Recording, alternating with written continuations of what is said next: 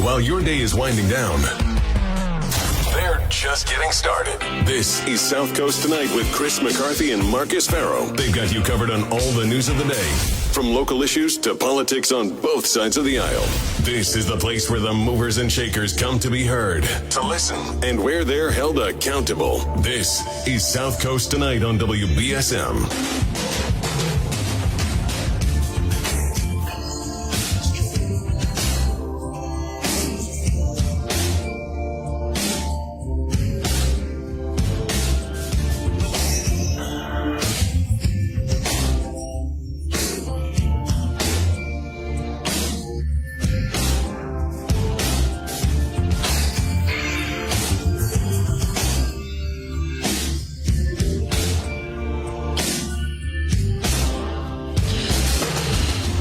Welcome to South Coast Tonight. I'm Marcus Farrow. 508-996-0500 is how you can join us this evening. We'll also take your messages on the WBSM app. So, we were talking about the settlement of Dominion Voting Systems versus Fox News. And if you're just tuning in, Dominion Voting Systems had filed a lawsuit against Fox News, and they were basically the defamation suit against Fox News, and they were basically saying that that Fox News knowingly peddled Donald Trump and his team's 2020 election conspiracy theories, that they knew they were false and did it anyway, and it damaged Dominion's reputation, which I think the latter is definitely hard to argue.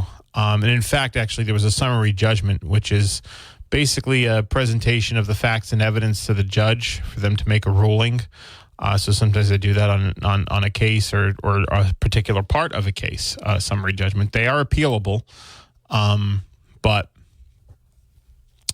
the judge made a summary judgment in this case on the falsity of the stories that Fox News put forward.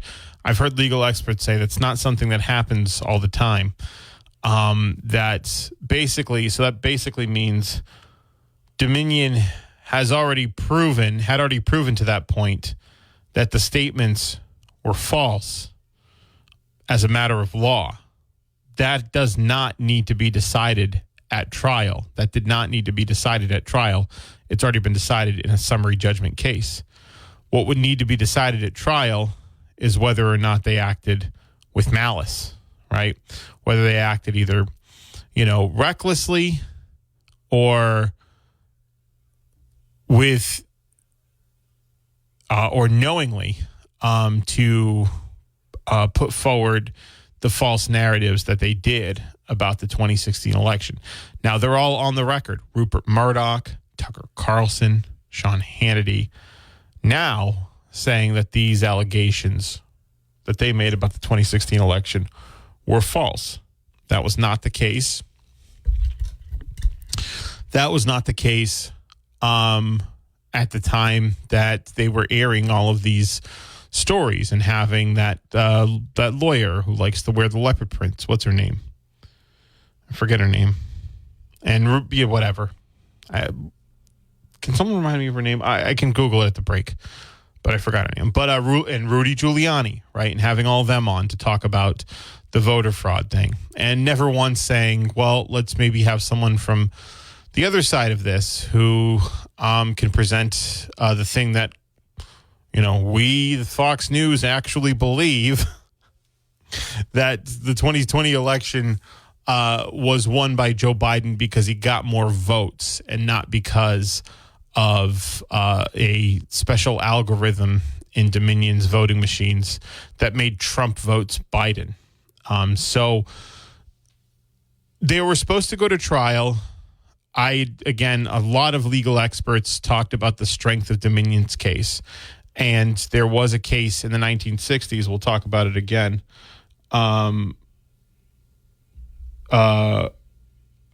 Gloria Allard. Right? Thank you. Appreciate it. Yeah. Yes, you're right. Gloria Allred. Yes, thank you very much. So, yeah, and so there was a case that basically set the precedent here in the 60s, New York Times v. Sullivan or Sullivan v. New York Times, that basically said there has to be actual malice, that these news outlets or the media in general have to report things knowing they're false or with wanton disregard. So meaning that you didn't do any of the due diligence that a good, reputable, or reasonable media outlet would do, like just some general research, right? So 508-996-0500. Good evening. Yeah, Gloria Allred. I think the name you were talking about was Sidney Powell. Oh, Sidney Powell. Yeah, Sidney Powell. But Gloria He was famous for taking on, well, among other people, General Flynn, right? Yeah. Gloria, it was Sidney Powell. Gloria Allred has her own reputation, and her daughter, whose name escapes me now, it's not Allred, but her daughter is very famous too. She, in the campaign in 2016, she offered victims of Trump, free legal and bonuses if they could come up with a story against Trump.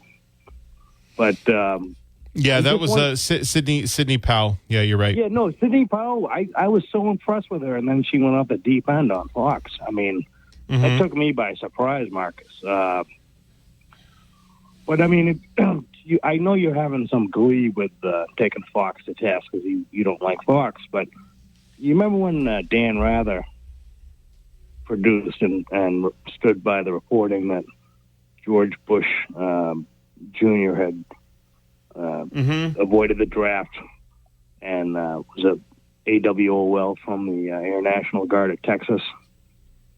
And then even after they proved to him that it was a made-up story by a Democrat operative, he said, well, you're going after the messenger, not the message. And he ultimately got fired. Yeah. But George Bush could have gone after, with a lawsuit like Dominion has, they could have gone after CBS. If you had proof that Dan Rather, if you had proof that he knew that it was a lie, or that he didn't do any due diligence. What a lie is? If you suspect it's a lie, and you opine to your colleagues, well, this kind of probably doesn't stand up. I don't believe it. Do you? I don't believe it. But we'll put it on the air. Does that mean you know it was a lie? Or I mean that you said they were. Well, your opinion is that they were guilty of libel, Fox News, but of course they're not because they settled out of court. But well, the courts hadn't had an opportunity. So the jury the jury sat. They just didn't have an opportunity to make that because they settled. No libel's been found. So explain one thing quick, Marcus. You said that the judge had ruled as a matter of fact, or as a matter of law that Fox had. You said it in the opening before you coming out of the news. You explained what the judge had already ruled. So there was a summary judgment.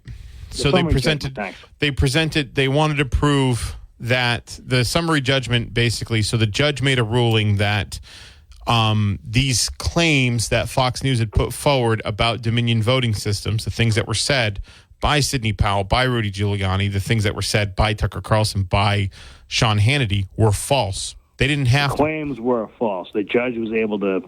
That was in his purview. Yeah, that was in his purview to make that ruling. They're saying that so falsity is not something that needs to be proved at trial.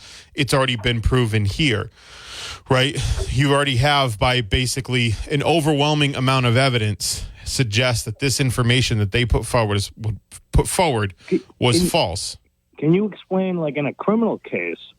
Yeah, criminal case, it's called a directed verdict. That, right? Only a jury could find that. No, in a criminal case, there's a directed verdict. So basically, and you ask for it every time you're in any good lawyer is going to ask for it at the end of a trial, just to preserve the record, right? And that's basically the same thing.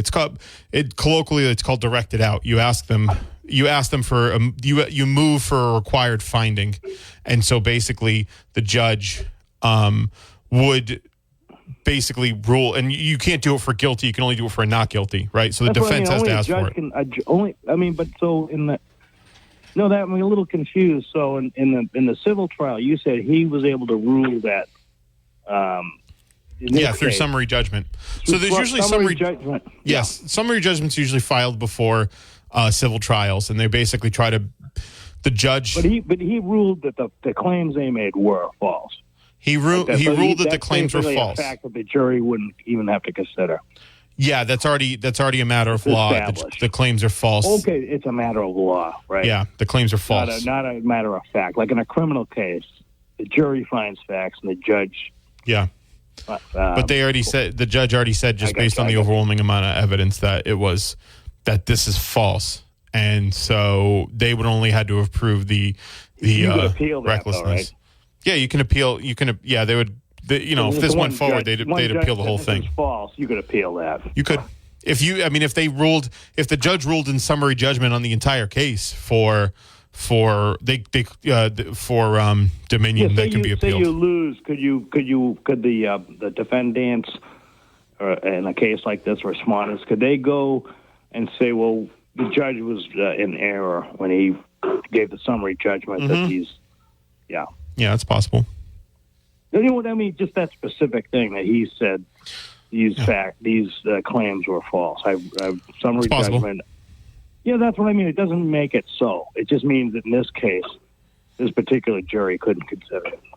It's already something that's been settled. Frankly, if a judge is ruling in summary judgment for that means the evidence is pretty damn good. Because it's not like super easy to get summary judgments on stuff.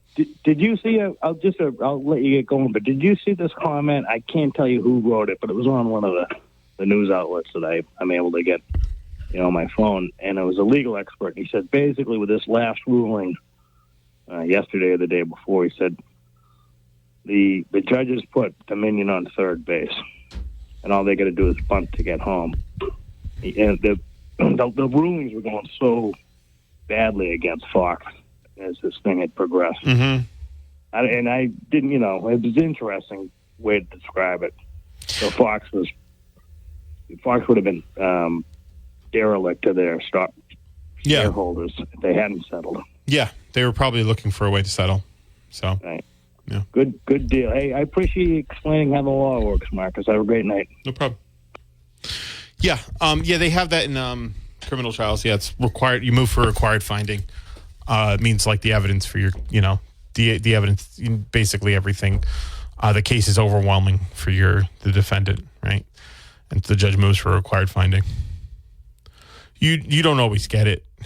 You usually don't, but you do it every time just to preserve the record. Sometimes it's like, nope. They'll say, nope, closing arguments. And then you go to closing arguments. So anyway, 508-996-0500 is how you can get on. And what we'll do is take a break, and we'll be right back. Hey, welcome back to the show. I'm Marcus. 508-996-0500 is how you can get on the program. One of the things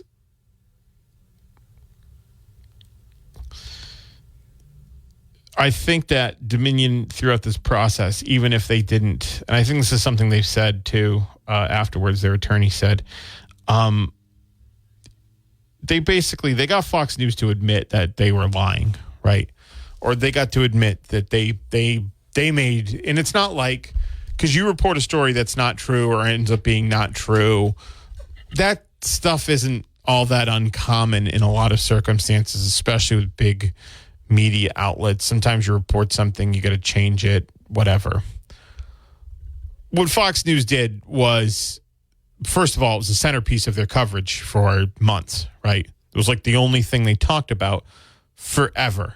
And they talked about it ad nauseum, right? Because they knew it was going to hold listeners. And they were listening. I mean, viewers. And they knew their viewers are upset that were leaving their network because they were upset that they had called the Arizona for Biden, right?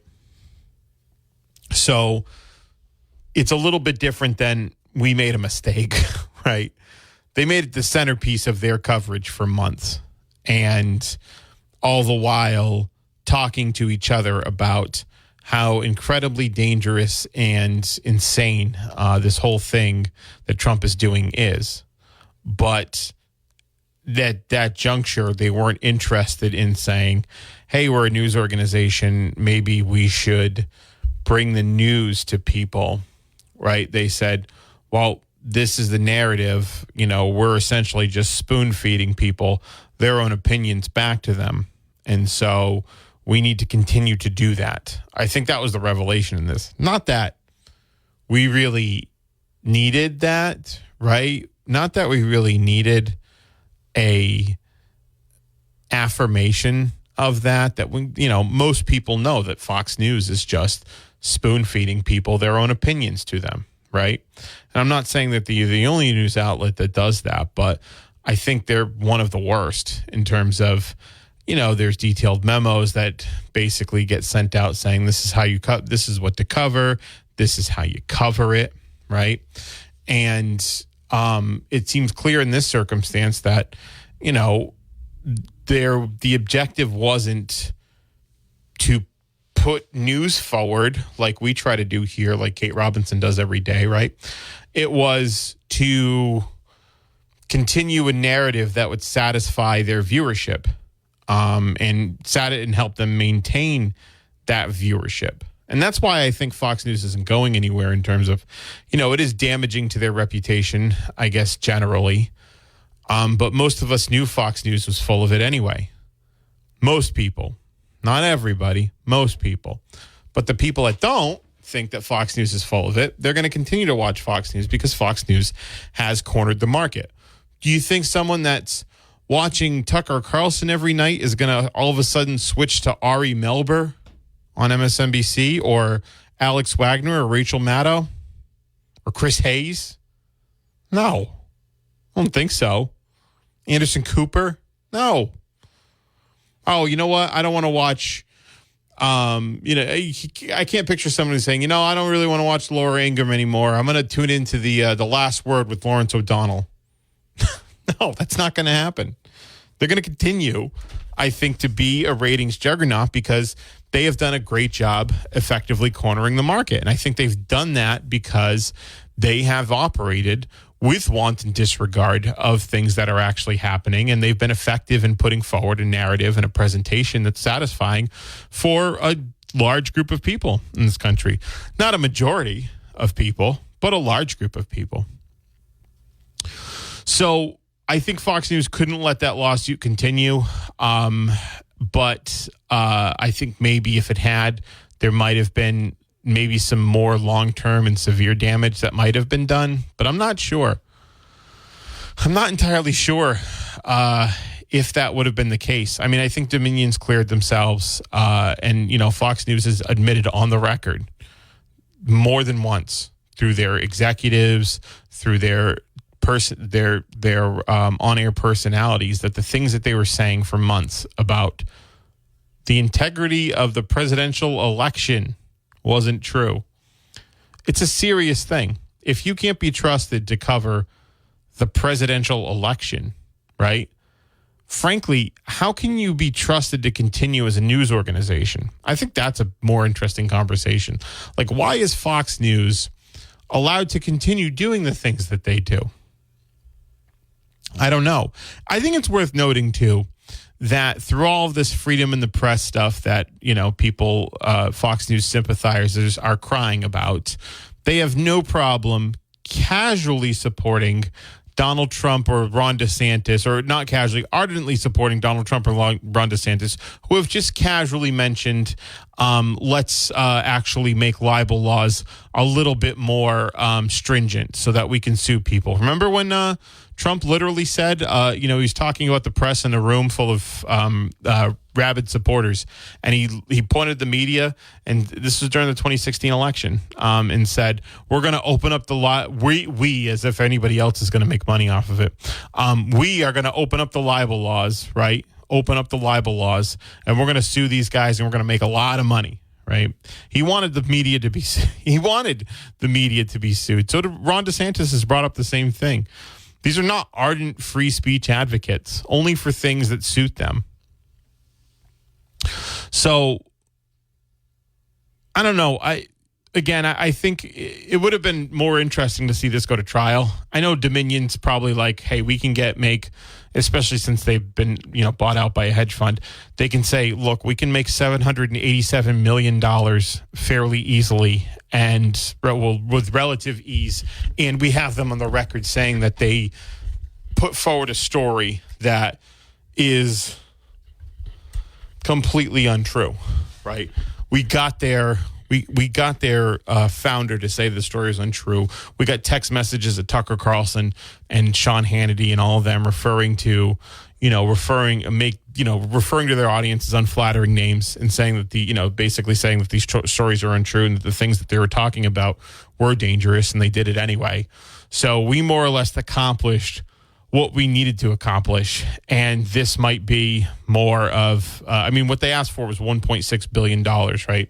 So 780 something million, basically half, right, of what they half of what they asked for. We'll do this, we'll save time and money in litigation. Plus, typically when you're practicing law, and I think it's very true in criminal cases, especially considering what's at stake, but oftentimes what is the best course of action is the most risk averse, right? So that's always usually the case, is the most risk averse. So as an attorney, your job isn't necessarily to go to trial unless you have to, unless you really want to, or unless your client really wants you to go to trial and win at trial.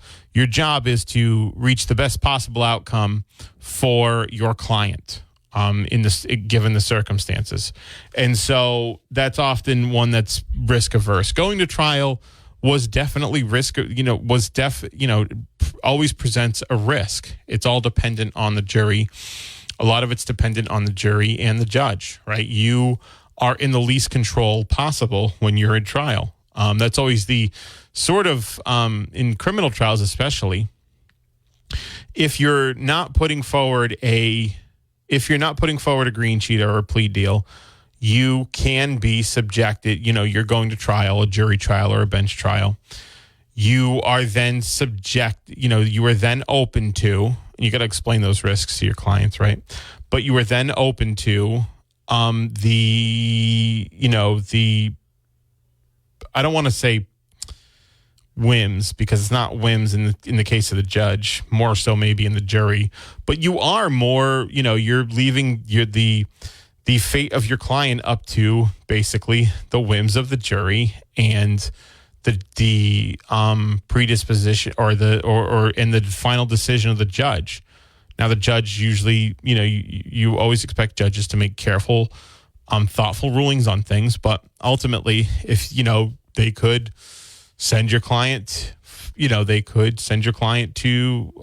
for the max, right? They could do that, right? Or they could give a really bad sentence, and they could, let's say you plea out for a 6-month or a probation. If you go to trial, you might be leaving your client open to do a year or even 2 years. It all depends, right? It all depends on the judge and all of that. So I think in Dominion's case too, a lot of it is just controlling the situation. You always want to control the situation. Definitely, I think more so for Fox News than Dominion, honestly, because I think Dominion, whether or not they would have won that case or lost that case, I think Dominion's still in a pretty decent position, even if they lose the case, because they can say, look, we got them to admit they're lying on the record, or we got them to admit that they peddled a false story on the record. We have these text messages. We know what they actually think of their audience and of the stories that they put forward. So at the end of the day, even if we lost this case, we have that, right? We have that. With Fox News, I think they're in a much worse predicament, because the case against them was, by most accounts, very, very strong. And they had everything to lose by not settling, basically. Even if, I think they had everything to lose by not settling. And so, I mean, I think it's interesting that this came at the 11th hour, because the jury was seated, right? So they had already impaneled the jury. They went through the whole process.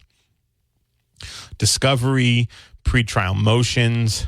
They impaneled the jury, which means the defense and the defense and the plaintiff went through the process of selecting the jury, which can take a long time. All depends.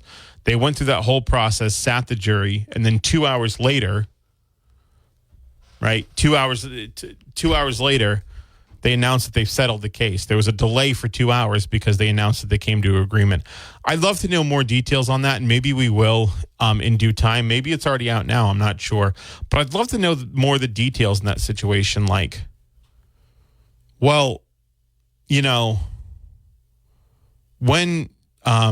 who's the one that said, okay, let's make a deal here, right? Who's the one that said, let's make a deal? Who's the one that said, okay, fine, I agree. I'll agree to this or I'll agree to that.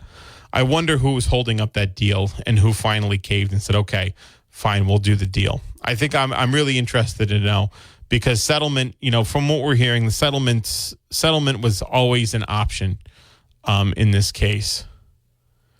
I don't know yet, and because it's still an ongoing developing story, if there are any other terms attached to the dollar figure settlement. I am not sure if there is, but I guess we'll find out. Is there? I very much doubt that Fox News would have to have a clear admission of wrongdoing. I guess they already have in some way, because they said, we acknowledge the court's rulings find certain claims about Dominion to be false. That's their statement. This settlement reflects Fox's continued commitment to the highest journalistic standards. We are hopeful that our decision to resolve this dispute with Dominion amicably instead of in the acrimony of a divisive trial allows the country to move forward from these issues.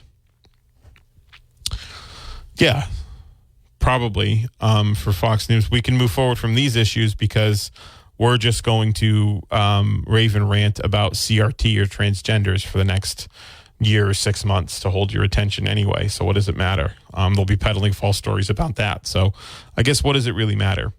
But 508-996-0500 is how you can join us.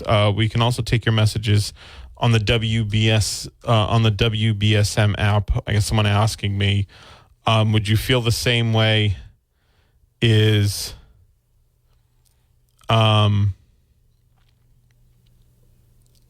would you feel the same way if it was MSNBC? Yeah. Actually, I've had the thing is I used to watch Rachel Maddow a lot, actually, when I was younger, in law school and stuff. I used to watch Rachel Maddow quite a bit, on at 9. Now she's, I guess, hanging out in Western Mass. She shows up once a week or twice a week. I forget how it works. But I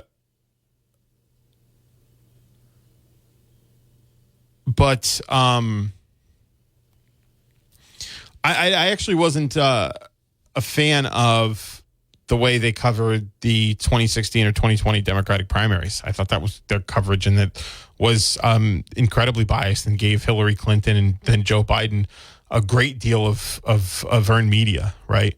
I think that was pretty clear they had a desired outcome in that. Do I think it's markedly different than disputing the results of an election, right? Of a of an election that happened, a presidential election especially. But I'm not here to absolve all news outlets of wrongdoings. I remember this fairly recently. The New York Times had posted a story.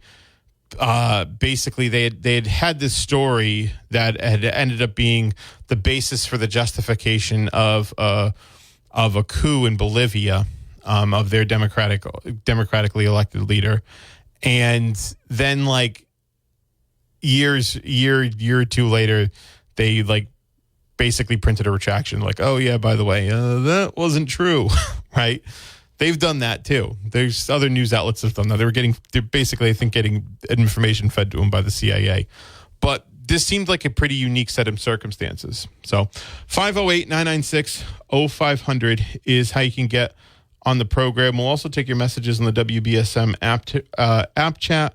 I got to take a break, and I will be right back. 1420 WBSM, where freedom of speech lives. To some people, the sound of a baby babbling doesn't mean much. But that's not necessarily true. By 6 months, they're combining vowels and consonants.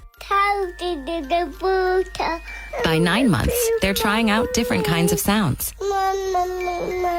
And by 12 months, their babbling is beginning to take on some meaning. Especially if there's no babbling at all. Little to no babbling by 12 months or later is just one of the possible signs of autism in children. Early screening and intervention can make a lifetime of difference and unlock a world of possibilities. Take the first step at autismspeaks.org.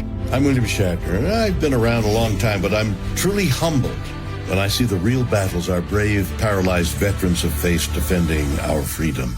I was on a routine patrol, and we were in the desert of Kuwait, and the vehicle flipped and landed on top of me, which left me paralyzed from the waist down.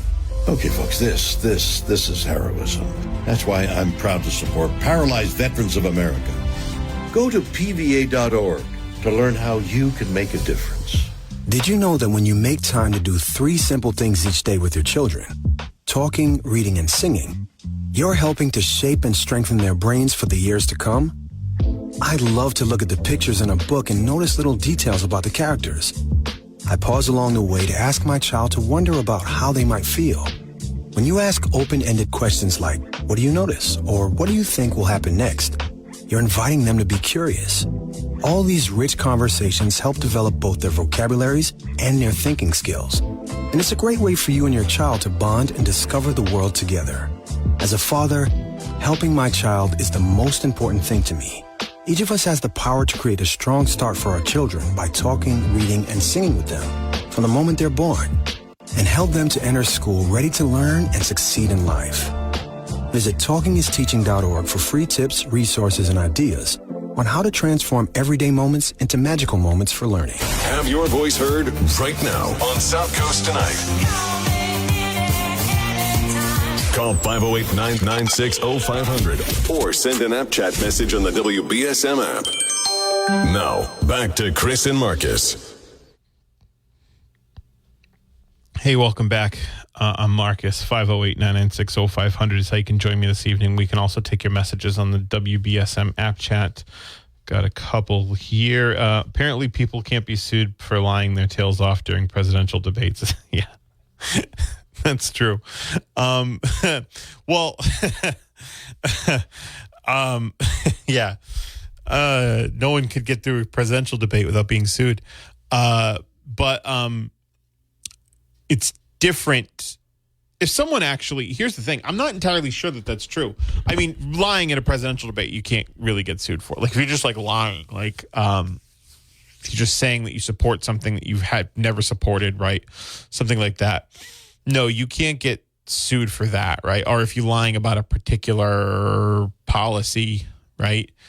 No, I suppose you can't get sued for that. But if you were to, let's say on the debate stage, well, I want the American people to know that my opponent, is an avid clubber of baby seals, right? And that was true. I mean, and that wasn't true, and you knew it wasn't true, and you said it anyway. And it caused damage to their reputation, which it would, because you at the time, and if you're a presidential candidate, or probably like a senator or governor or a person who's held in high regard in the community, or in the public said something like that, yeah, I think you actually could get sued.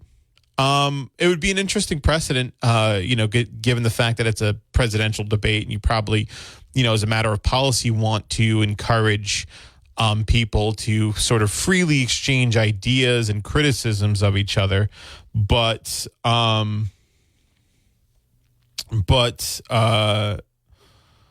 it would, I suppose in that circumstance, I don't see why, unless there's a precedent I don't know about, I don't see why you couldn't get sued. If you went up there and said that, right? You said like I said, you are a clubber of baby seals, or you're a pedophile or something like that. Yeah, you could definitely get, I think you could get sued for that if it's in a presidential debate. Not for lying, but for, putting forward a falsehood about a particular person with reckless disregard or knowing it's false and going forward with it anyway. I think that's actually well within I think that's well within the realm of actionable. I don't think we've seen anything to that degree, and I don't think in that particular circumstance, I guess it would all depend, that a presidential candidate would want to respond in that way to sue somebody. But I don't see why it's not possible. So 508-996-0500 is how you can get on the program. We can also take your messages on the WBSM app chat. Let's go to the phones. Hello. Hello. Hello. Hey. Hey. Word has it Joe Kennedy Jr. is going to run? Robert Kennedy Jr. Robert Kennedy Jr. Mm-hmm. All right. How is he? Is he like the old Kennedys, or is he? No, like the Kennedy family. In fact, the Kennedy family want him to run. No, they've all basically said they're endorsing Joe Biden. Why? This guy isn't he's I think a little bit strayed from a little bit off the beaten path, let's say, from the rest of his family on the platform he's running. I don't think he has any real intention of winning even. So I don't think you're going to need much. Joe Kennedy III, and it's worth noting, Joe Kennedy III, who was our congressman, he works for Joe Biden. He's the special envoy to Ireland. So. Oh, I see. Okay, yeah. So there's. But Trump is starting. I'm not saying he's done, but he's definitely weakening out. He's not what he was. Yeah, I mean, he's not what he was. I just don't know. I'm still skeptical I'm still skeptical of whether or not Ron DeSantis is the guy that can beat him in a Republican primary. Ron DeSantis cannot beat him. No, he won't beat him. Trump will win the primaries, and then it's either going to be a Sleepy Joe rematch, or if there is Democrats planning to run against Biden, one of them could surprise us. Yeah. If they're sharp, they'll get Trump. If they're, I really don't. I know a lot of people out there. I love this guy. He's Jesus and all that. I really cannot stomach another 4 years at the Trump show. Yeah, I hear you. I mean, I don't know. I mean, they're both kind of too old for the job anyway, but I mean, this is like Jim Jones ran for president, won, and now he's trying to get back in. He's got his cult members following his every move, saying he's this, that, and this, when he's really not. Right. So, yeah. No, I hear you. I think it's going to be Trump and Biden again. I think if someone's going to run against Biden, you'd be like someone serious, not Robert Kennedy Jr., someone with a serious shot to win, like a governor or something like that. They'd already have to be running to build the name ID. I'm thinking that's what's going to happen. It's going to be what you call mystery candidate, and they're going to end up beating Biden. They're already talking to about 5 or 6 people who want to run against. That's Democrats alone. I don't think anybody on the Republican side will beat Trump. No, I don't think so either. They're all loony. They're all loony like him. I don't know who will beat Biden either. Honestly, but we'll have to see again. Someone who's going to run against Biden will already have to be starting to build that name ID because Biden has 50 years of name ID. Right, he's the president. Yeah. He's the sitting president of the United States. So someone who's already running would have to already be, I think hitting the ground running pretty soon because it's already next year. It's close. We're less than. All right. Have a good night. I'm sorry to bother you. Yeah, we're already less than a year from like even the Iowa caucuses, right? Or are we? I don't know. I think that all changed. But the primaries right now, a year from now, it's April, right? A year from now, we're going to be in the thick of it. The primaries are going to be well underway. Super Tuesday will probably have already happened as well. So 508-996-0500. Welcome back. I had a couple of calls to try to take them. Good evening. Hello. Hey, what's up, man? Well, that's what I want to ask you. What do you got planned for the rest of the week? I'm working on it. You're working on it? Oh, my. Well, you could give me a brief synopsis about what's going on with the Fairhaven override. Oh, actually, Leon Corey from the select board, he's coming back on Thursday. So now, is everybody on the select board for this override or against the override? Everybody on the select board's for the override. Ooh, that's going to be interesting. So they're going to be able to put that ballot question forward. They're going to do it at the next meeting, which might have already happened. But Leon Corey's going to be on. I believe I'm going to have Sheriff Heroux call in at some point this week. I'm working on that. Mm-hmm. Also working on a member from our state delegation to talk about some of the stuff that's going on at the State House. Yeah, actually, I got Chris Hendricks Friday at 7. He just confirmed. Oh, Scott Lima Friday at 8. Oh, all right. Friday Did you at 8. ever find out anything about him, about what his plans are for the future? I'm going to ask him on Friday at Friday at 8. He'll be on. I'm going to ask him forward to it. What his plans are. He's going to talk about Mitchell's housing plan. Tomorrow is still up in the air. We're still trying to figure that out. Mm-hmm. So, well, okay. Is Chris going to be on with you tomorrow? No, he should be. Yeah. Oh well, that's the plan. That's good. You always get somebody to bounce things off and everything. But yeah. I'll give you something that I'd like to see. Maybe you'd probably be against it. I'd love to see Charlie Baker run against Elizabeth Warren. That's an independent. Would be an interesting because in Vermont, you've got an independent man that ran for president. A little bit different. Why do you say that?